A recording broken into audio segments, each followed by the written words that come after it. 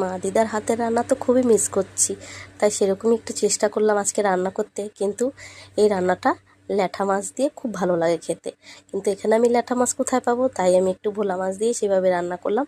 মাছটা তো দেখলে নুন হলুদ দিয়ে ভেজে তুলে নিয়েছি। এখন ওই তেলেতেই আমি গোটা রসুন কুচি আর কাঁচা লঙ্কা কুচি দিয়ে একটু নেড়ে চেড়ে তার মধ্যে পেঁয়াজ কুচি, এবার স্বাদ মতো লবণ, হলুদ আর জিরে গুঁড়ো দিয়ে একসাথে সুন্দর করে আমি কষিয়ে নেব।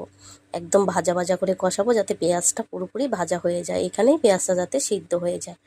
পেঁয়াজটা মোটামুটি সুন্দরভাবে ভাজা হয়ে গেলে আমি একটু জল দিয়ে দেবো। জলটা কিন্তু একদমই অল্প দেবো, কেননা এই তরকারিটা একদম মাখা মাখা হবে, শুকনো শুকনো। ঝোল রান্না করলে কিন্তু খেতে একদমই ভালো লাগবে না।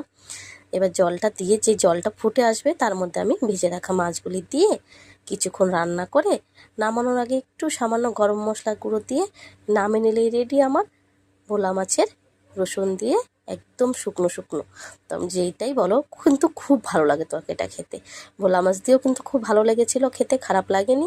ল্যাঠা মাছ দিয়ে হলে আরও বেশি টেস্ট লাগে খেতে, খুবই ভালো লাগে খেতে। তোমরা সবাই একবার বাড়িতে অবশ্যই ট্রাই করবে। আর রান্নাটা ভালো লাগলে এটা লাইক কমেন্ট শেয়ার করে দিও। আর তোমরা এইভাবে আমার পাশে থেকো। আর সবাই ভালো থেকো, সুস্থ থেকো। আবার দেখা হবে পরের ভিডিওতে। এখনকার মতো বাই বাই।